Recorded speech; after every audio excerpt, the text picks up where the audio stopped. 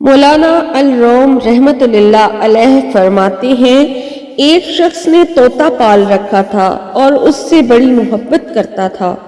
ایک دن بلی طوطے پر جھپٹی اور طوطا اٹھا کر لے گئی۔ وہ شخص رونے لگا۔ لوگوں نے کہا، آپ روتے کیوں ہیں؟ ہم آپ کو اور طوطا لا دیتے ہیں۔ اس شخص نے کہا، میں طوطے کی جدائی پر نہیں، اپنے آپ پر رو رہا ہوں۔ پوچھا، وہ کیوں؟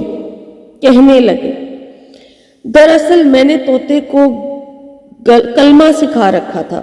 طوطا سارا دن کلمہ پڑھتا رہتا تھا۔ جب بلی طوطے پر جھپٹی تو وہ کلمہ بھول گیا اور ٹائیں ٹائیں کرنے لگا۔ مجھے یہ فکر کھائے جا رہی ہے کہ میں بھی کلمہ پڑھتا ہوں۔ جب موت کا فرشتہ مجھ پر جھپٹے گا تو میری زبان سے کلمہ نکلے گا یا طوطے والا معاملہ ہوگا۔